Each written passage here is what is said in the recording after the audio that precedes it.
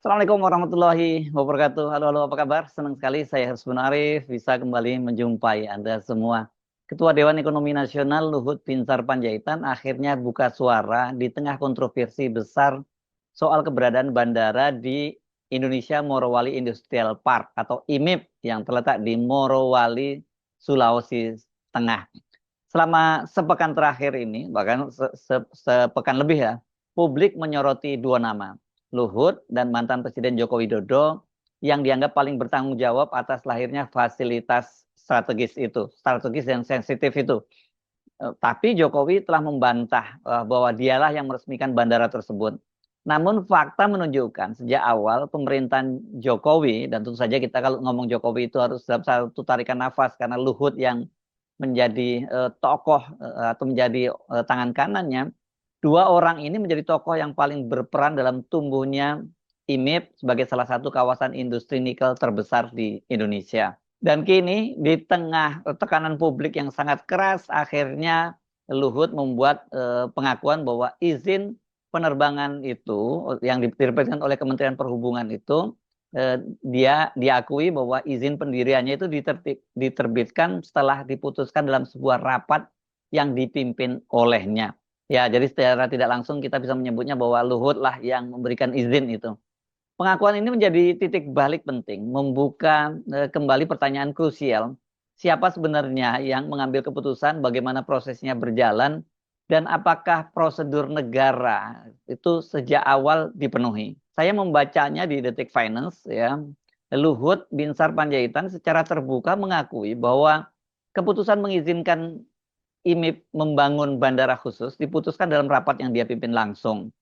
Kutipan lengkapnya seperti ini. Saat itu ada rapat yang saya pimpin dan di situ diputuskan bahwa IMIP boleh membangun bandara khusus. Kita melihat investasinya sangat besar. Mereka meminta fasilitas supaya proses bisa berjalan cepat. Luhut menegaskan bahwa izin yang diberikan adalah izin bandara khusus, bukan bandara internasional. Nah, mengapa kemudian rapat yang dia pimpin, rapat yang Luhut pimpin itu memutuskan izin diberikan? Alasannya karena investasi IMIP itu sangat besar dan waktu itu pemerintah memang ingin percepatan. Jadi kita bantu dengan fasilitas asal sesuai aturan. Itu bandara khusus, bukan untuk umum. Dua poin utama dari pernyataan itu menurut saya yang sangat penting adalah satu, keputusan final ada di dalam rapat yang dipimpin oleh Luhut. Jadi bukan sekedar rekomendasi teknis. Itu langsung diputuskan di situ. Kalau kita tafsirkan ucapan dari Luhut ya. Kedua, alasan pemberian izin adalah kepentingan percepatan investasi, terutama terkait besarnya investasi IMIP dalam program hilirisasi nikel. Jadi ini semacam bonus, semacam iming-iming lah gitu ya. Oke, fasilitas-fasilitas kita berikan termasuk bandara, asal investasinya segera masuk. Mungkin itu yang dipikirkan pada waktu itu.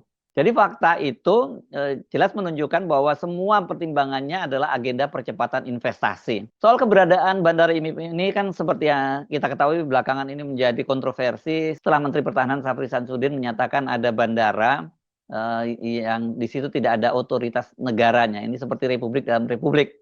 Ini kata Syafri waktu itu anomali. Dia tidak menyebut nama bandara itu, tetapi dia mengucapkannya itu setelah menghadiri latihan gabungan TNI yang dipusatkan di Bandara Morowali. Dan ini kan operasinya adalah operasi perebutan bandara. Media kemudian dengan cepat menafsirkan itu bahwa itu adalah yang dimaksud Bandara Morowali. Ini bandara IMIP-nya ya, IMIP Morowali ya, bukan IMIP karena di Morowali itu kan ada dua bandara, Bandara Umum Morowali dan satu lagi Bandara Indonesia Morowali Industrial Park. Ini yang sering disalahpahami dan publik pada waktu itu juga menyatakan bahwa bandara itu diresmikan oleh Jokowi dan kemudian Jokowi membantahnya bahwa dia tidak pernah meresmikan bandara IMIP, Bandara Indonesia Morowali Industrial Park. Yang dia resmikan adalah Bandara Morowali. Tetapi itu tidak bisa menghapuskan satu fakta bahwa perkembangan pertumbuhan dari Morowali termasuk tentu saja dalam hal ini adalah pemberian bandaranya tadi, yaitu mau tidak mau lepas dari pemerintahnya Jokowi. Dan ternyata benar sekarang dengan pengakuan dari Pak Luhut itu. Nah, yang kemudian membuat heboh itu karena ternyata proposal IMIP itu untuk membangun bandara itu awalnya ditolak oleh Menteri Perhubungan Ignatius Johan. Nah, ini lagi-lagi Ignatius Johan ini punya dua peran. Dan kalau kita bicara Ignatius Johan, kan dia juga dulu yang menolak untuk pembangunan WUS kereta api cepat Cina itu. Dia rupanya tidak hanya menolak ini pembangunan kereta api cepat WUS, tetapi dia juga menolak pembangunan bandara IMIP. Alasannya Jonan pada waktu itu berkaitan dengan persyaratan teknis dan regulasi bandara khusus yang ketika itu belum dipenuhi.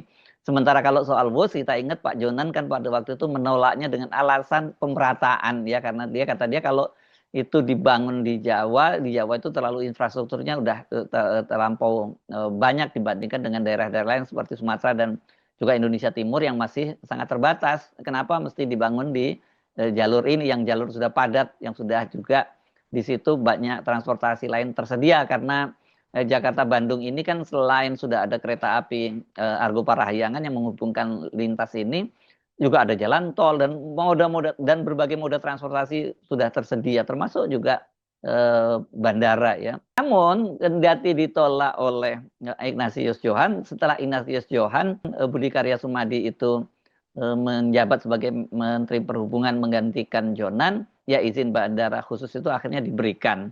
Nah, kalau dalam kasus WUS itu Jonan dia masih menjadi Menteri Perhubungan dan dia menolak makanya ketika groundbreaking oleh Pak Jokowi pada waktu itu menjadi presiden, dia menolak hadir. Yang ngotot terus melanjutkan pada waktu itu adalah Rini Sumarno ya, yang pada waktu itu menjabat Menteri BUMN ya.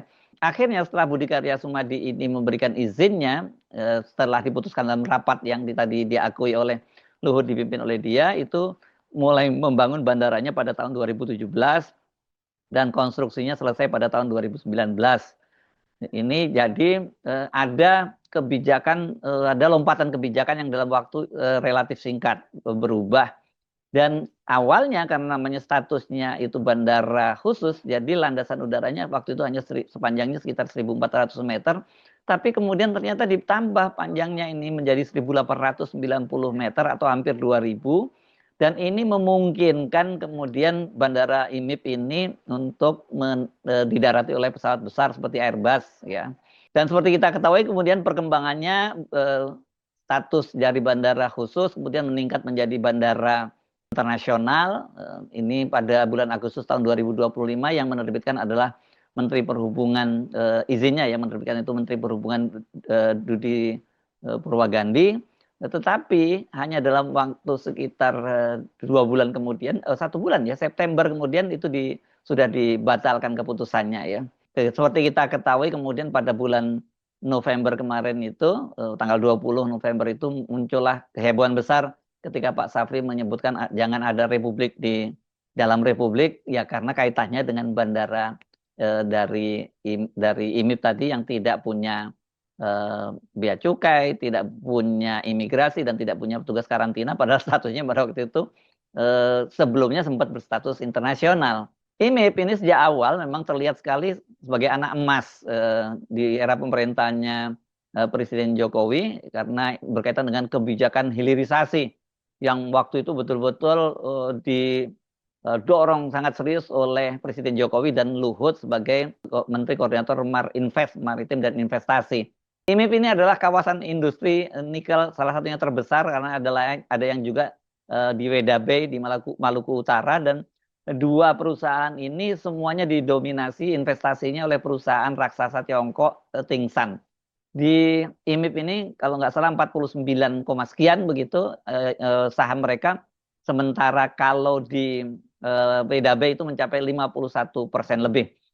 Karena itu ketika isu bandara ilegal mencuat, publik langsung mengaitkan Pak Jokowi dengan Pak Luhut sebagai dua tokoh utama hilirisasi ini. Jokowi membantah meresmikan bandara itu. Tetapi kalau Luhut sekarang malah justru mengakuinya. Nah, kalau Luhut yang mengakuinya tentu saja sebagai menteri Luhut tidak akan berani mengambil keputusan strategis semacam itu tanpa ada blessing dari Jokowi sebagai presiden. Yang banyak disoroti ini kan pertimbangannya pada waktu itu adalah satu yang seperti Pak Luhut sebutkan tadi skala investasi besar. Nah, yang mungkin Pak Luhut yang tidak sebutkan itu soal mobilitas tenaga kerja asing. Soal tenaga kerja asing ini paling menjabat sorotan kan selama ini karena dalam beberapa tahun terakhir ini kita sering mendapatkan video-video bagaimana para pekerja asing Cina itu berbondong-bondong datang ke Morowali. Dan ini pada waktu itu dibantah juga oleh Luhut bahwa tidak benar kalau kemudian pekerja asing dalam hal ini Cina itu jumlahnya lebih besar dari pekerja di Indonesia. Dia juga menyatakan bahwa pada waktu itu yang datang itu adalah para tenaga-tenaga ekspor, tenaga ahli lah ya. Tetapi di lapangan ternyata banyak ditemukan bahwa mereka itu banyak yang bekerja di tenaga kasar, ada yang menjadi driver, ada yang menjadi satpam, menjadi tukang las dan sebagainya yang sebenarnya itu bisa dilakukan oleh tenaga kerja di Indonesia. Dan juga kita tahu bahwa di kawasan Morowali itu ada perkampungan Cina. Dan kemudian kalau gembar-gembor selama ini bahwa keberadaan IMIP itu dan perusahaan-perusahaan lainnya itu nanti diharapkan dapat meningkatkan kesejahteraan rakyat di sekitar itu, ternyata juga tidak, karena rakyat di sekitar Morowali, sekitar IMIP maksud saya, itu hidupnya juga nggak berubah, masih seperti itu saja. Ya, ini tidak mengejutkan karena berdasarkan dari riset penelitian yang dilakukan oleh ekonom senior almarhum Bang Faisal Basri menyebutkan bahwa dana yang untuk masuk ke Indonesia itu hanya 10% dari IMIP, itu 90%-nya lari ke Cina. Jadi ketika Pak Jokowi misalnya kemarin membantah bahwa dia tidak meresmikan bandara, itu tidak membuat kemudian sorotan ke publik kepada Jokowi dan juga Luhut itu berhenti. Klarifikasi dari Jokowi tidak otomatis memutus persepsi keterlibatannya dalam proses terbentuknya fasilitas strategis itu. Setelah ribut-ribut akhirnya ternyata muncul fakta bahwa benar pada bulan Agustus itu sudah diberikan status internasional bandara IMIP itu. Nah, ini menjadi pertanyaan atas dasar apa pertimbangannya kemudian kok diterbitkan izin internasional. Tapi kemudian juga mengejutkan karena sebulan kemudian juga sebelum ribut-ribut ini ternyata kemudian keputusan menteri itu sudah dicabut gitu ya. Dan berarti bukan hanya status internasional yang tidak berlaku, status khususnya juga tidak berlaku lagi. Jadi sebenarnya implikasinya begini. Dengan dicabutnya status bandara khusus itu, kemudian mereka juga dilarang untuk melayani penerbangan internasional. Jelas dong, bandara khusus saja yang itu domestik mereka nggak boleh, apalagi kemudian penerbangan internasional. Yang kemudian menimbulkan spekulasi itu dari publik, apakah selama ini bandara itu telah menjalankan fungsi internasional tanpa perangkat negara gitu ya. Pencabutan izin internasional setelah kontroversi merebak menunjukkan bahwa pengawasan negara terhadap fasilitas kritis itu memang sejak awal belum ideal. Atau bukan belum ideal ya, memang tidak memenuhi syarat karena tidak ada custom, immigration, dan karantina. Mengapa soal ketiadaan pengawasan ini kemudian dipersoalkan? Ya karena soal itu kan kalau kemudian menjadi bandara internasional itu sangat rawan ya kalau tidak diawasi dengan ketat. Karena ini mereka menghubungkan internasional, kita tidak bisa bayangkan kalau kemudian tidak ada fasilitas-fasilitas atau peralatan negara di situ, maka mereka dengan mudah itu satu yang jelas itu pekerja asing dengan bebas bisa keluar masuk di situ tanpa pengawasan. Yang lebih menyeramkan lagi kalau kemudian bisa masuk senjata-senjata atau bahkan juga penyelundupan dari dalam negeri ke luar negeri berkaitan dengan potensi nikel yang ada di situ. Apakah kalau saya kira kalau biji besi nggak mungkin dia diangkut melalui pesawat. Tapi mungkin saja ada material-material yang sensitif yang bisa diangkut dengan pesawat melalui bandara itu tanpa pengawasan. Jadi dengan status bandara khusus saja itu berpotensi menjadi jalur keluar masuk tenaga kerja asing tanpa kontrol negara.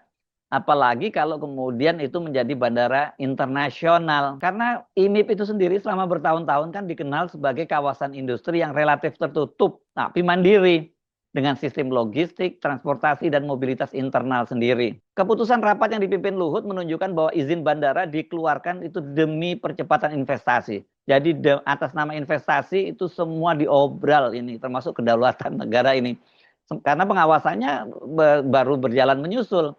Nah, di sini masalah fundamental muncul. Apakah negara mengutamakan investasi dibandingkan soal kedaulatan bangsa, kedaulatan negara? IMIP ini menjadi isu yang sensitif sekarang ini ya karena ini dikaitkan dengan proyek warisan Jokowi dengan Luhut.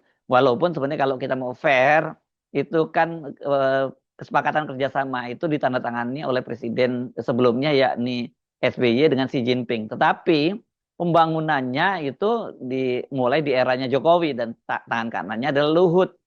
Jadi ya waktu itu isu apapun di IMIP itu dikaitkan dengan legitimasinya adalah kebijakan hilirisasi. Kemudian yang kedua itu soal peran Cina yang sangat dominan. Karena lebih dari separuh investasi smelter berasal dari perusahaan Cina, dan itu juga menjadi isu yang sensitif di publik.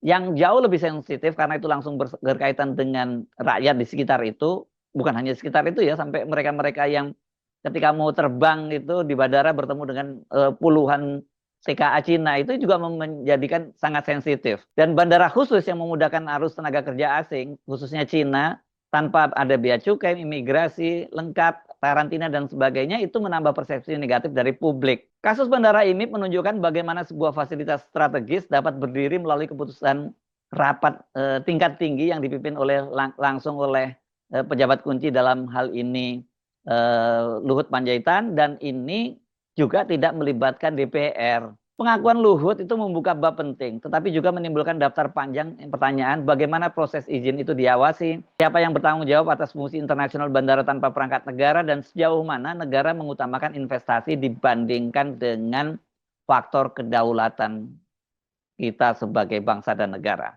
Jadi makin pelan-pelan makin terkuak apa sesungguhnya yang terjadi. Yang kalau tadinya banyak nyebutnya sebagai misterius, ternyata nggak misterius banget kok ya. Siapa yang bertanggung jawab sekarang juga sudah terungkap.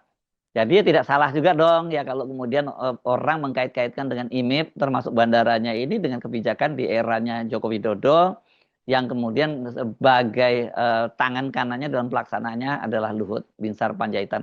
Pak Luhut sudah ngaku sendiri bahwa keputusan mendirikan izin pendirian bandara khusus itu pada waktu itu dalam sebuah rapat yang dia pimpin.